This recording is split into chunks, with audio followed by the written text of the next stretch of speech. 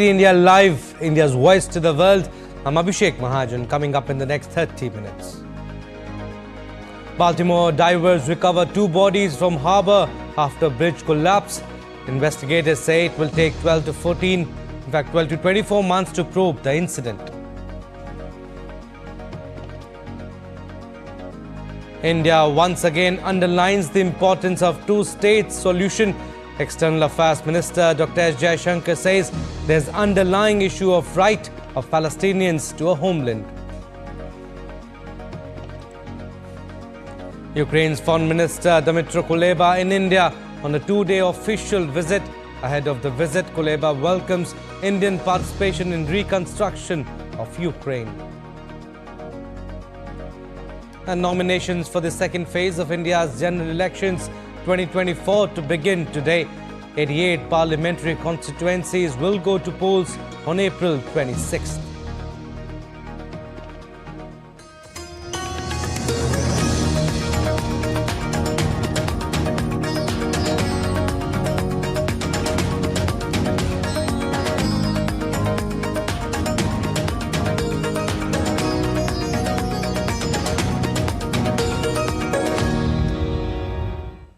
And the investigation team into the cargo ship crash in Baltimore has recovered 2 bodies from harbour. Addressing media on the aftermath of the collision, an investigation team of the National Transportation Safety Board has said that the probe will take 12 to 24 months. The NTSB has to focus on data that we are able to validate as part of our investigation. The public, the world, relies on us to be independent, thorough, fact-based, and it is meticulous work. But because we do that, we get to the right solutions as part of our investigation. We are very careful not to jump to conclusions, to speculate, and so it's helpful to have, but what's really helpful is the information that we are able to validate, and that takes time, and that will lead us to the findings, probable cause, and safety recommendations that we'll issue. National Transportation Safety Board Chair Jennifer Homeland said that some containers were carrying hazardous materials. The containers of hazardous materials, the total of 56 containers, were those contents. On what was in the actual breached containers, we'll have to provide you more information on that. But in total, it was a number of corrosives, a number of flammable materials, and we have some miscellaneous. They fall under what is Class 9, which is miscellaneous hazardous materials, which is where the lithium-ion batteries would be. The National Transportation Safety Board has interviewed the ship's captain, his mate, the chief engineer, and other 2 pilots on board. The dive at the time of collision will be interviewed on Friday.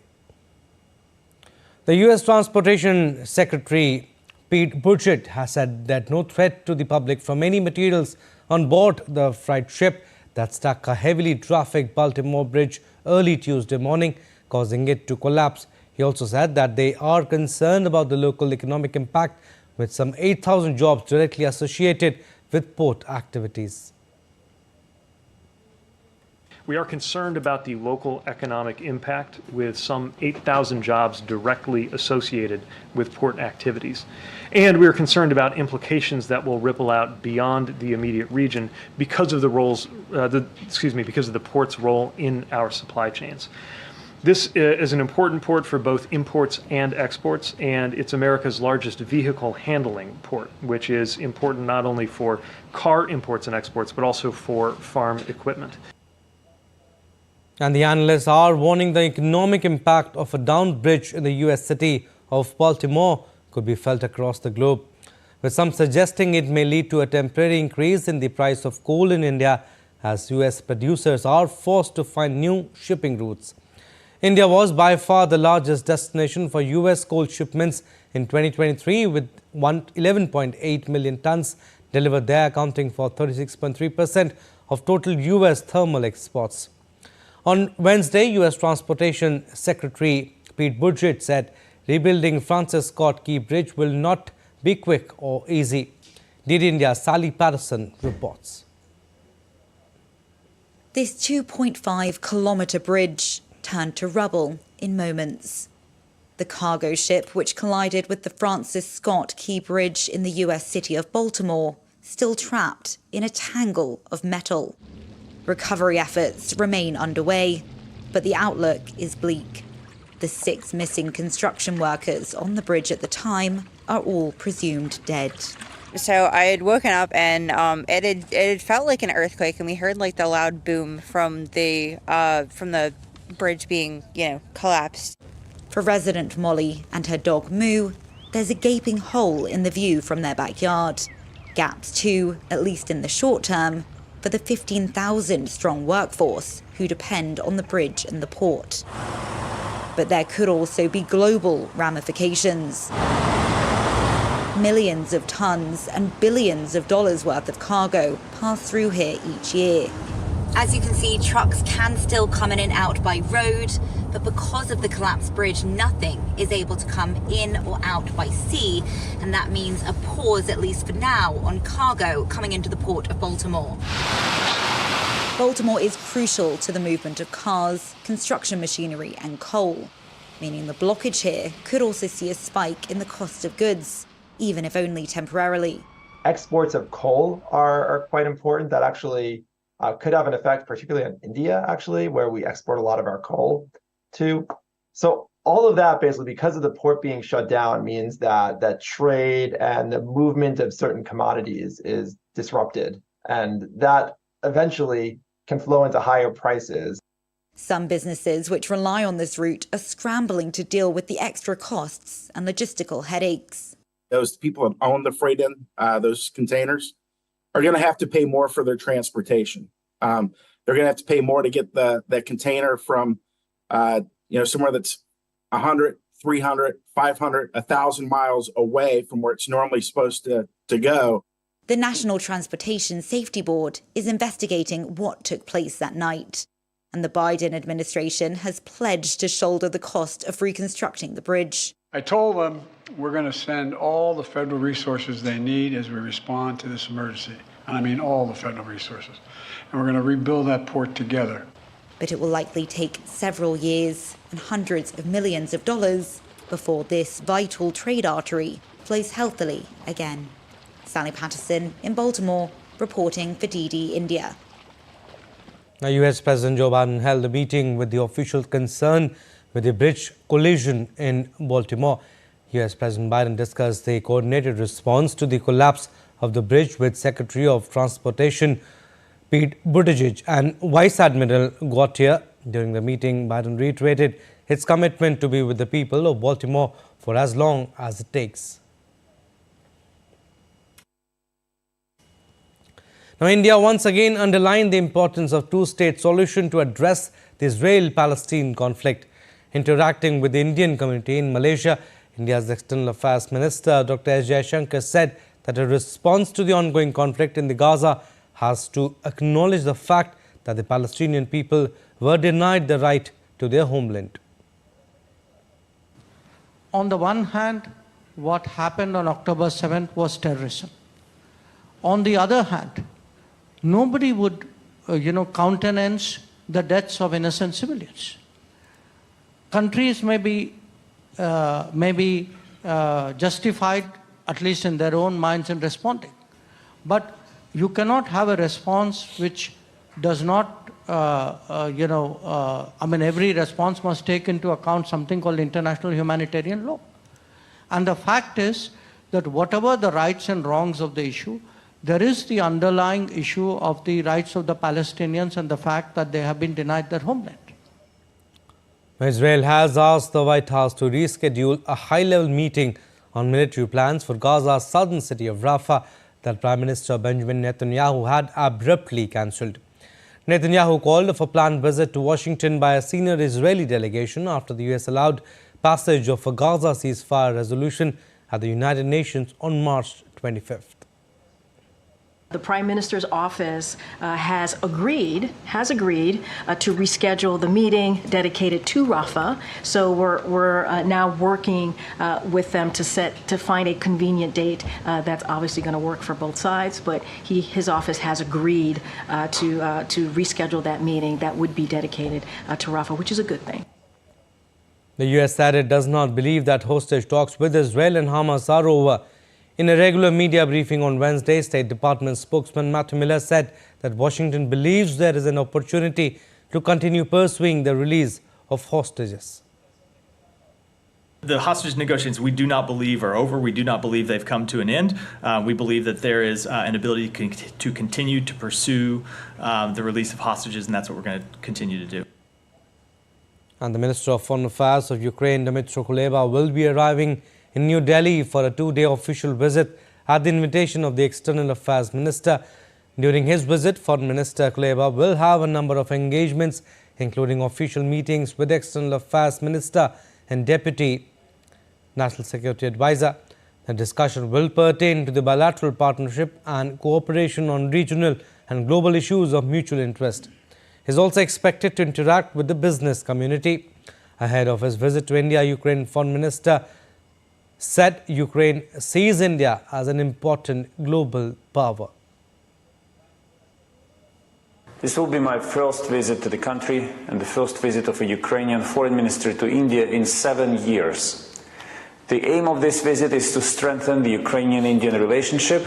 Ukraine sees India as an important global power with a powerful international voice. We are confident that close cooperation will benefit both our nations. Ukrainian President Volodymyr Zelensky visited on Wednesday fortifications in the country's northeastern Sumy region, inspecting trenches, dugouts and firing positions. Ukraine has stepped up construction of fortifications in recent months as it shifts its military operations against Russia to a more defensive footing. Zelensky said earlier Ukraine's defensive constructions needed to be boosted and work on them accelerated in Ukraine's east. During his trip to Sumy region, Zelensky also paid a visit to Ukrainian soldiers treated at the military hospital and awarded medals.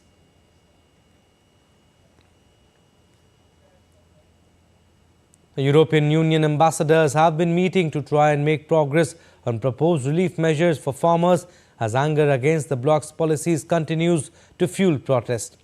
European farmers say their profits have been hit by the bloc's sustainability norms and trade policies. DD India's Ishan Garg has more from Brussels. European agriculture ministers have decided to cut down on the bureaucratic burden on farmers. It was one of the biggest demands by the farming groups who have criticized the EU for excessive red tape. So EU ambassadors met in Brussels on Wednesday to continue technical discussions around how the proposed measures could potentially work. They also discussed scrutinizing farming imports into the single market. However, any decision on capping imports is yet to be taken. Many farmers are protesting against cheaper Ukrainian agricultural imports, saying it could hurt the bloc's agrarian sector. They see the situation could worsen if the EU finalizes its free trade agreements, especially the ones it's currently working on with Latin American countries. European farmers are worried that imports from agricultural giants such as Brazil and Argentina will make them uncompetitive. Earlier this week, they blocked streets here in Brussels, the administrative capital of the European Union, in dissent. The EU agriculture ministers had earlier agreed to water down some environmental norms to help farmers. They also set up a mechanism to monitor the prices of agricultural goods in the bloc. So we can observe the stabilization of prices in cereals market. No, of course, we are not happy about the, and farmers are not happy about the level of prices, but we can observe some signs of stabilization. Farming groups are now demanding a new law that prohibits the sale of their produce below the cost of production. This demand could be on the agenda when EU heads of state meet for a special summit later in April.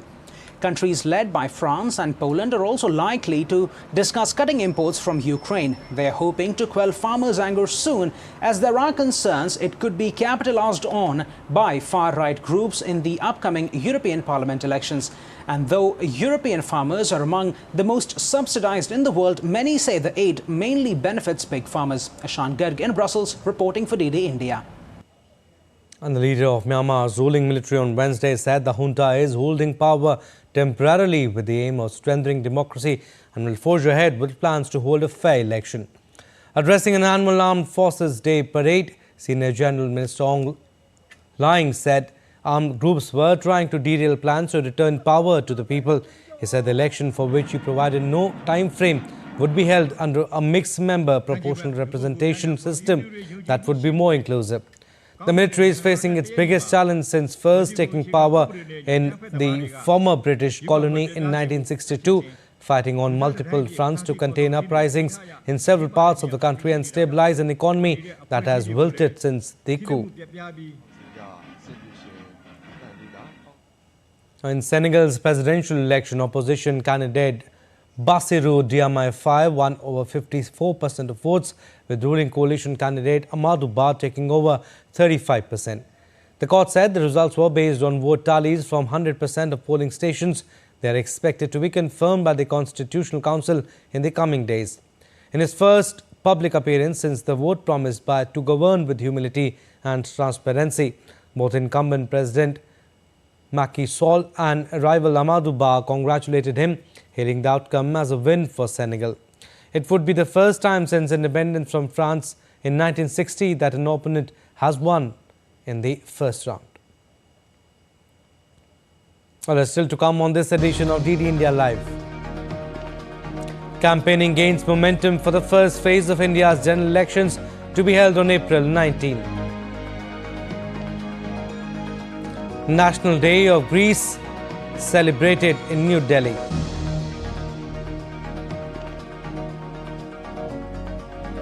And in IPL, Sunrisers Hyderabad crushed Mumbai Indians at Hyderabad Run Fest.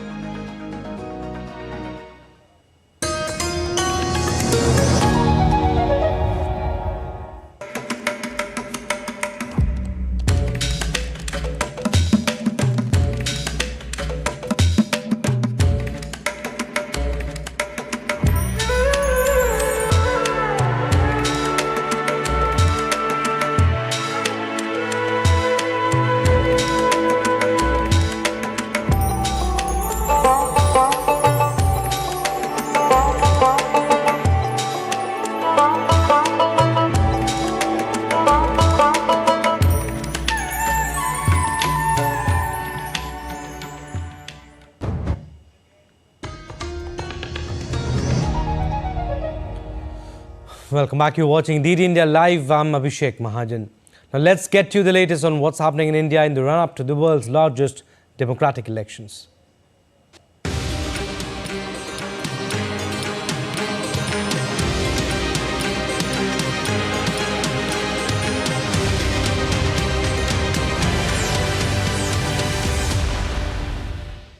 Now, nominations for the second phase of general elections to India's lower house of Parliament 2024 begins today.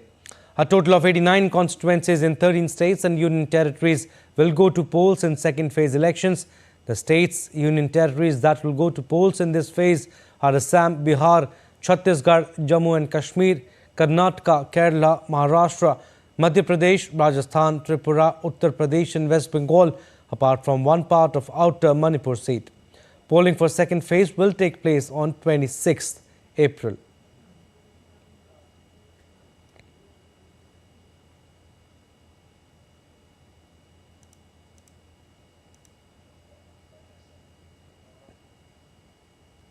BJP National President JP Nadda appoints C.R. Keswan as national spokesperson of the party. Keswan, a former Congress leader from Tamil Nadu and the great-grandson of first Indian Governor General C. Rajagopalachari, had joined BJP last year. The Congress party on Wednesday released its 8th list of 14 candidates for the upcoming parliamentary elections. The party has fielded Dolly Sharma from Ghaziabad, while Nakul Dubey has been named as the Congress candidate from Sitapur in Indian state of Uttar Pradesh. In Telangana, Tatiparthi Jeevan Reddy will contest from Nizamabad, while Neelam Madhu has been named as the party's candidate from Medak in Telangana. In Jharkhand, Sukhdev Bhagat will contest from Lohardaga, while Jai Prakash Bhai Patel will contest from Hazaribagh. In Madhya Pradesh, party has fielded Pratap Bhanu Sharma from Vidisha.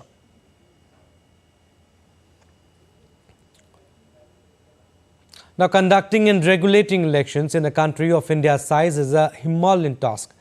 To ensure a seamless electoral process, the Election Commission appoints observers.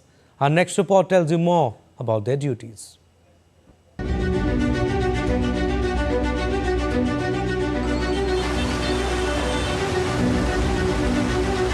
Conducting elections in a country with a population of over 1.4 billion is not an easy task.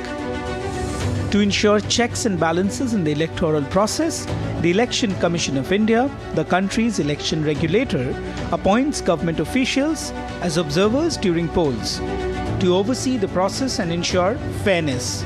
They work under the ECI. The observers are divided into 4 categories: general, police, expenditure, and counting. General and police observers oversee polling stations to make sure that they have necessary infrastructure, support, and facilities. They also scrutinize candidates' nomination, apart from ensuring effective implementation of the Model Code of Conduct, a set of guidelines laid down by the ECI for candidates contesting elections. Expenditure observers keep an eye on the book of accounts of candidates and monitor spending by them during campaigns. Currently, the expenditure limit for general election candidates in constituencies in bigger states is nearly $9 million, while for smaller states it's $7 million.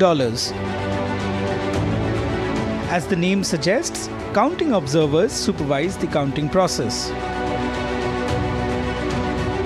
Apart from their specific duties, observers also address grievances and complaints of the candidates related to the polling process.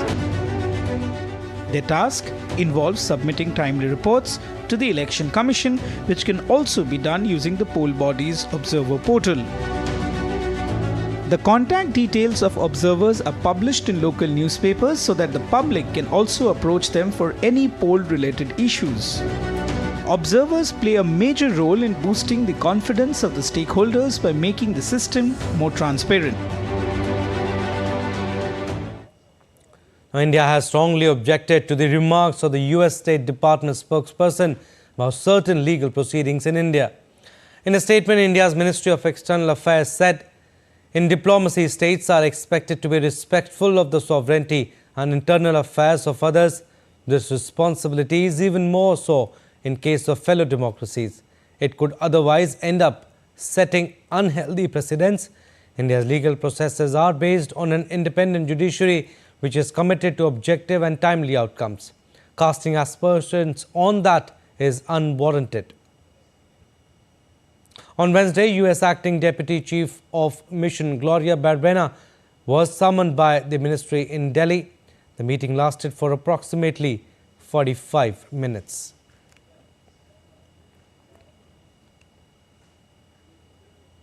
The National Day of Greece was celebrated in Delhi.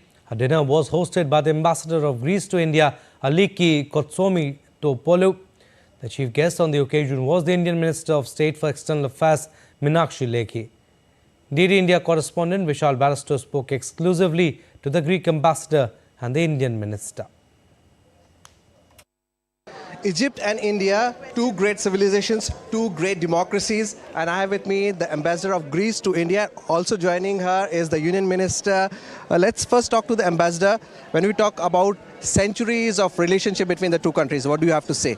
It's a relationship that is going on for centuries, contacts, friendship between our two people, and this year was a very special year. We had a visit of Honorable Prime Minister Modi to Greece and the visit of our Prime Minister in India. So the relation and the interaction goes on and is becoming stronger and deeper. Ambassador, you've also started UPI.